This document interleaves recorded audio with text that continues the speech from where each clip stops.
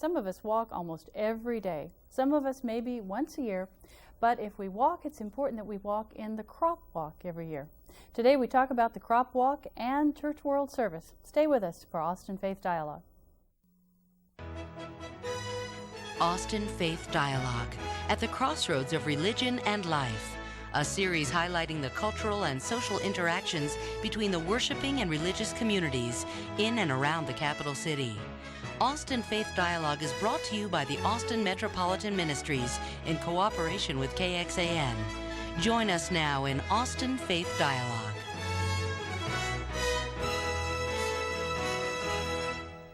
We're glad you've joined us today for Austin Faith Dialogue. I'm Sandy Wilder, your host, and today we're going to be talking about two related subjects. First, the Austin Crop Walk, our annual event, and second, the mission and ministry of Church World Service, a national, even international organization. So for the first part of the show, Bill Renfro, the coordinator of the Austin Area Walk. Good to have you here, Bill. Good to be here. And Howard Nicholas, you're the president of the Round Rock Stake, right? That's correct. Round Rock Geographic Area of the Church of Jesus Christ of the Latter-day Saints. That's correct. Good Glad to have be you here, too. Thank you very much, Sandy. Bill, I know some people have heard about the Crop Walk and some people never have. Why should folks in the Austin area pay attention to this annual event? Well, as my T-shirt says, and a poster that will be put on the screen periodically, we walk because they walk. And we are reaching out to the people in the world who walk every day many miles just to get their sustenance, their water and their food. And annually we walk in an event that is the single largest interfaith event in Austin. And we walk because we're raising funds to help people in over 80 countries in the world and people here. In fact, 25% of what we raise comes back to Austin for local food agencies and I imagine that could get to be a large amount. Yes. About how much money are we talking about? Well, last year we raised the most we've ever raised, and that was over $143,000. That meant that over 36,000 came here to Austin. Making a significant difference in Yes, hunger ministries. right. So you say this is the largest interfaith event in Austin. The single event, yeah. So talk about, in terms of specific numbers and kinds of people. We had 125 organizations or more, and that included 4 world religions. We had 2,400 walkers altogether. These 4 world religions were the Christian, the Jewish faith, and Hindu, and the Unitarians. Sounds like we may be a model nationally. Well, I've been participating in the Crop Walk for a number of years, and I don't remember that the LDS Church has been participating for forever and ever. How did all this happen, Howard? Well, we began to participate probably 4 or 5 years ago, and our participation has been up and down over that period of time. But last year, we made a real effort between the 3 stakes that are in the Austin area to emphasize this as a service project for our members to become involved in, because of the principles in which that are embodied within the Crop Walk. Specifically? They fit very closely with the welfare principles that we teach as a church, that is self-reliance and assisting others and not being dependent on charity and aid. This program teaches people to become self-reliant. The Crop Walk is something that we can support because it embodies the kinds of principles that we believe in our religion, in our church. And last year, I think we participated with over 1,100 members of our church, walked on the Saturday Crop Walk, and contributed almost $30,000. That's amazing participation in just a few years. Yes, we're very pleased with it, and we're hoping that this year we'll have at least that many or more members who are going to participate with Who us. do you find is responding the most to participating in the Crop Walk? Among our members, it really runs across the age. We have, in fact, some of our biggest contributors, or those who are most active in getting the contributions and the pledges, are among our young people, our youth, in the 12 to 16 age group. I think often young people like something concrete to do. Yes. Is that the case in the Crop Walk as a whole across the Austin area, Bill? Who's mostly involved in this? All ages. Our largest, well, the person who raises the most money is a woman who's well up in her 80s. Now, she can't possibly walk She walks. 5 kilometers. Every year she walks. 5 kilometers? Yes. The rest of us should And do she so raised well. over $2,500 on her own. Amazing. We'll have to have her on the show Yeah. someday. Now, in this walk, since there are probably a lot of ways that we could be raising funds for hunger fighting ministries here in the Austin area and around the world, what is it about the walk that's been so popular? How did a walk get started in the Austin area? Well, before I go into that, I would like to say that this walk here in Austin is the 5th largest in the United States. It's grown to that. We began 23 years ago, and we had a few walkers, few hundred walkers, and raised, $2,500, and it's grown and grown since then. We've raised in 23 years about $1.25 million or $1.25 million in the Austin area, which means that $250,000 of that came back to Austin, and that's amazing. When you think of it in those terms, of course, that's over 23 years, but. That's right, but that's nickels, dimes, dollars Right. at a time. What agencies benefit or have benefited here in the Austin area? Well, we try and choose the agencies that answer the emphases of Church World Service CROP, and that is that the funds raised go to emergency or disaster relief. They go to self-development of people. They go to refugee assistance, and finally education and advocacy. So that we have several food pantries, the food bank that we support. Then we have self-development in the guise of Austin Community Gardens, Sustainable Food Center, and Tree Folks. Refugee assistance, Austin Area Interreligious Ministries Refugee Program, and Casa Marianela. Education and advocacy, Bread for the World. We write cards to our congresspersons every year on some issue. Last year it was primarily involved with the Year of Jubilee and the forgiving of the debt of some of these poor nations that are so caught up in debt that they can't see their way clear to even come out of poverty. Right. So we focus, it sounds like, on a number of specific projects, which leads me to wonder, Howard, as a result of the LDS Church being, I guess, newer participants in the Crop Walk, what effects do you see in your local churches, or perhaps in the stake as a whole, after people come back from having participated in this community effort? Well, we see one of the benefits of our participation in the Crop Walk is to get people to better understand us as a church. We're sometimes maligned as the Mormon Church, but we want to be part of the religious community in Austin. We have over 10,000 members in the Austin community. We're a viable religious force, and we want people from our church to recognize and be seen as part of the religious community. And CROP is a good way for us to do that. And in doing it, we also give back to the community and give back to those in need through our service. It's an easy, simple way to participate and generate that service. and we encourage our members to be very much involved in service-related projects, to become very much involved in the community service aspect of things.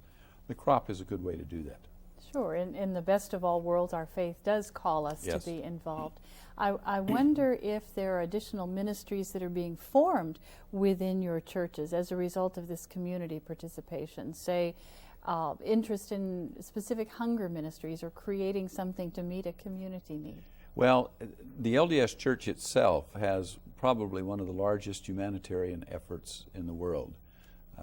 They have, since about 1991, when they formed the LDS Humanitarian Services, they've participated in over 2,000 projects throughout the world and donated millions of dollars to various organizations and assistance throughout the world. North Korea, for example, Hurricane Mitch down in Guatemala and that area were significant projects that the LDS Humanitarian Services participated in. Our members, in fact, can, as part of the crop walk, designate a portion of their funds to go to LDS Humanitarian Services for their assistance as well throughout the world. That's good to remind people that there is that option for designating should people choose to do it. Look forward to seeing a lot of LDS members at the crop walk this year. We are hoping to have a good group there. Yes, Bill. I would like to say that this year's crop walk is dedicated to the memory of Reverend Carl Siegenthaler, Right. who has been an ecumenical worker for many years, or had been, and actually 23 years ago, as the executive director of the United Urban Council, he called together a bunch, and we started walking and have had rejuvenated the crop event for Austin and have been walking annually ever since. He was an inspiration. And Right. so the walk this year, so we don't forget to say the dates, is? March 3rd and 4th. It's the crop walk weekend event. The idea being you can Yeah. choose one day or the other, not that you want to see people walking for 2 days, correct? Carl also blew his bugle at every Right. walk until his death this last spring. And I wrote something to remember that We've got a few by. seconds here for you Okay. to read it. During this year's event, please listen, one and all. At the start of the walk sounds the bugle's call. In Carl Siegenthaler's memory, notes will rise aloft from the horn of his grandson, young Forrest Croft. We will be thinking about Carl, thank you, and all the other folks who've made the crop walk such a success these years. March 3rd and March 4th. We'll see you all there. Thank you. And we'll look forward to seeing all of you, not only at the crop walk, but for the second half of Austin Faith Dialogue. Stay with us.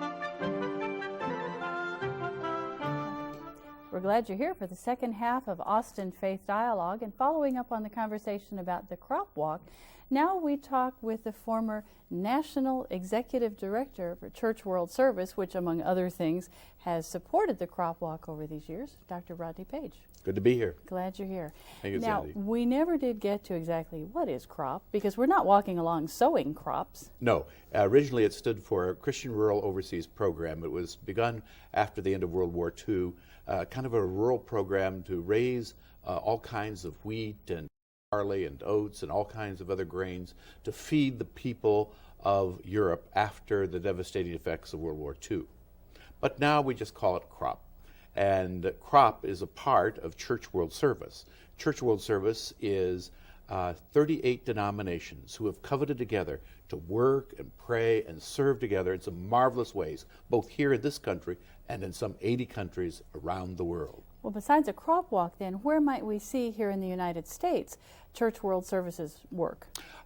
Whenever there's a disaster, we work hand in glove with the American Red Cross, the Federal Emergency Management Agency, and many other humanitarian agencies to bring assistance to people, especially to those who kind of fall between the cracks. And we try to serve the poorest of the poor.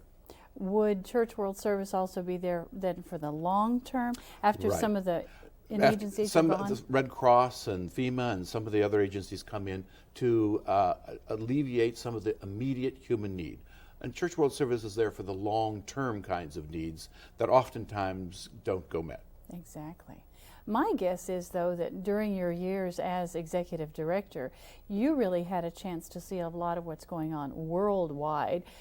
Well, I didn't Sketch travel in- to all the 80 countries, but I got to a lot of them around the world. Well, sketch in broad terms, then, some of the work that you saw Church World Service doing. Well, in Southeast Asia, in Vietnam and Cambodia, I saw some of the effects of Church World Service as it tried to alleviate some of the suffering in those two countries of a very devastating civil war.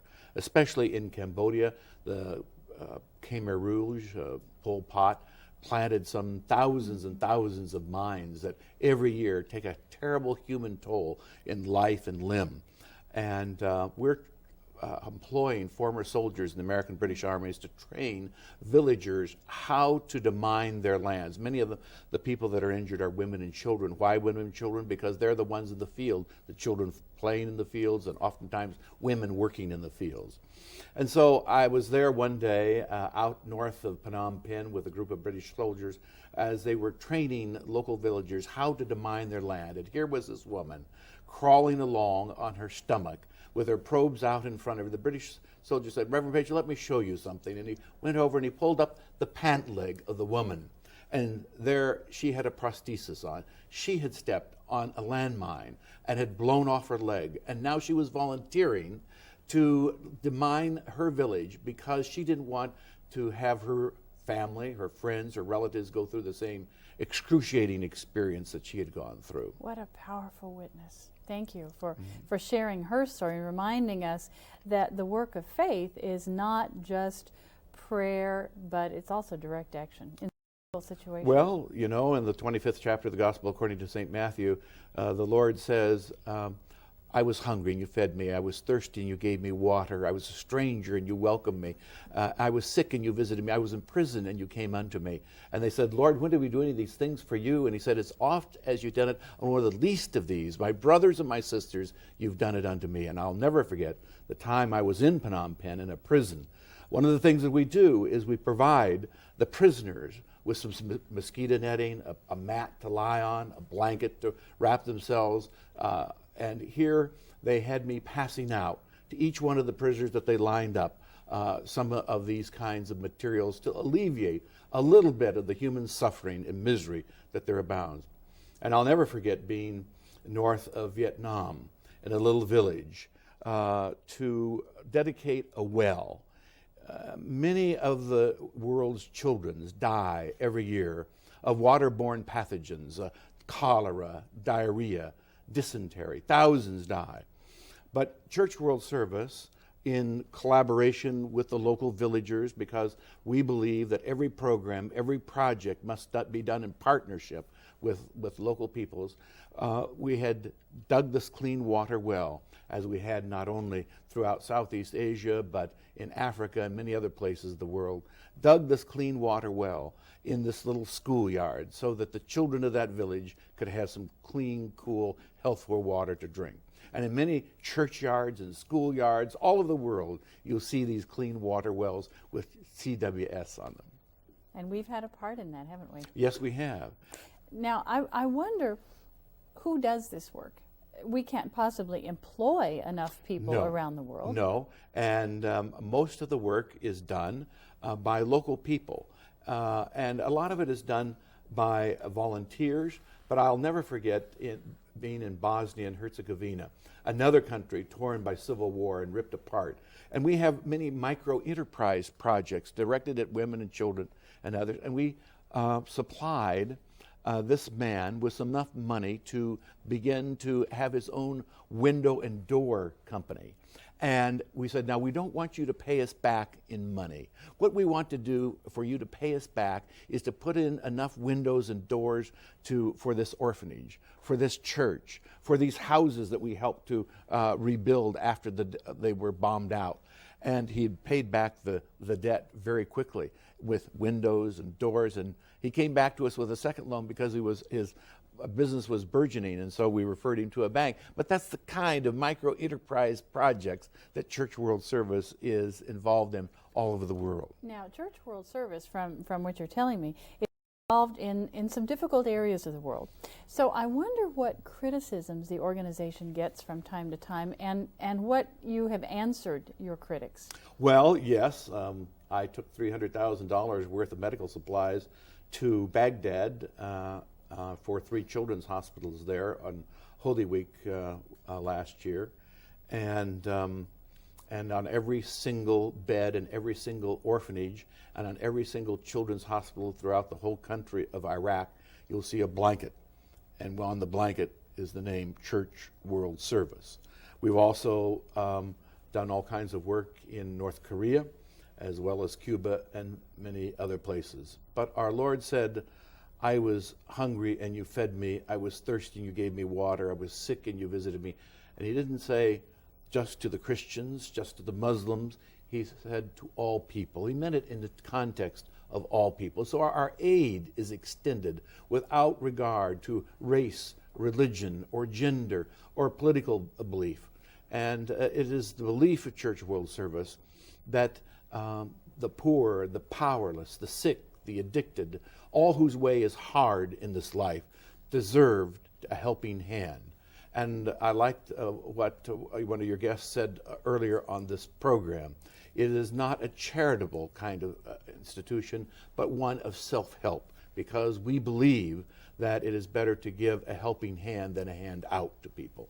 In that case, what are some of the cutting-edge ministries of Church World Service? Where do you see the organization growing? I think in this whole area of micro-enterprise projects and food for work. Right now in Indonesia, another country that's been beset by all kinds of problems, we have a wonderful program where the government of the United States gives us beautiful Louisiana long grain rice and Texas rice, and we take this rice and we ship it to Indonesia. And the churches and other organizations there in Indonesia identify programs and projects that need that will build up the infrastructure of the cities and of the country, roads, bridges, all kinds of aqueducts and so forth.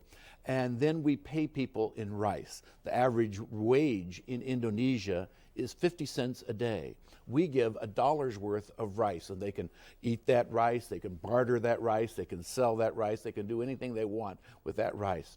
But through this Food for Work program, the rice growers of Texas and Louisiana are being able to dispose of their rice, and the people of Indonesia are being fed, as well as the country is having roads and bridges being built. That's a new way of doing development and of doing church work, because in all I don't hear you mentioning anything that is confined just to a church building, just to a place of worship. All of our work, though, is done in partnership, and we like to partner with churches or consortium of churches or other organizations, but a partnership of indigenous peoples who know the problems and the issues and concerns that are endemic to that particular part of the country in that particular area which they live in. Because it's that partnership that will keep that program or that project going. It's that project and partnership that will enable the churches to grow and remain strong, as well as the people in the area. Exactly. Now, How many years were you executive director of Church World Service? 4.5, almost 5 years. Since then, to our delight, you've retired and come to the Lakeway area. I have retired. As an interesting story, but funny you should mention that. I was in North Korea. It was 55 degrees below zero with the wind chill factor, and I had the speaking engagement here in Austin. I flew here to Austin, got off the plane. It was 75 degrees in January, and I heard the Lord calling me to retire here, and we built a house out in Lago Vista just outside Austin a ways. The Lord works in mysterious ways. His wonders to perform. But as long as you're here in the Central Texas area, then what do you see yourself Well, getting involved in now? my wife is crop coordinator in Lago Vista, so she's already involved, and I'm raising some money for the Hill Country Community Ministries and the Rolling Hills Community Church.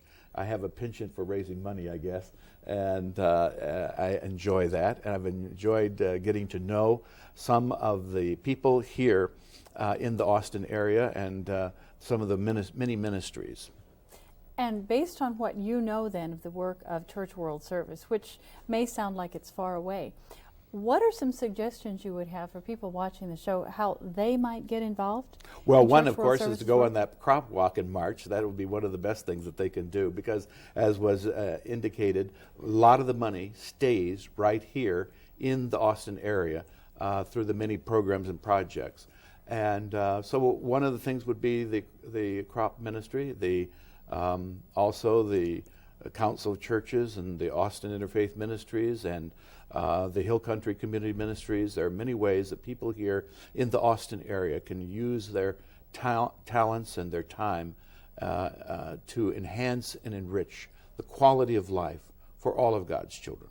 Oh, and I'm remembering Blanket Sunday. Many churches do a Blanket Sunday, collecting money to buy those wonderful Church World Service blankets, correct? That's right, and those blankets are in orphanages. I've seen them in orphanages in North Korea, children's hospitals in Baghdad, in Haiti, all over the world. I've seen those wonderful blankets, and there's the name of Church World Service, USA, on those blankets.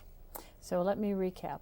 The crop walk is March the 3rd and the 4th this year. March 3rd and 4th. And your strong encouragement is to all of us to not only walk in the crop walk, but to look for other ways to get involved across denominational lines, across faith lines, to meet human needs, right? Absolutely. I'm glad you were here. Thank you for having me. It's been a delight. And I'll look forward to having you again and for some more stories about the work of Church World Service. And we're glad you joined us on Austin Faith Dialogue today. We'll see you again at the Crop Walk in March, but we also look forward to seeing you on Austin Faith Dialogue, where every week we try to bring you a little something about Austin's rich and diverse faith community. Thank you for joining us this week. We'll see you next week on Austin Faith Dialogue.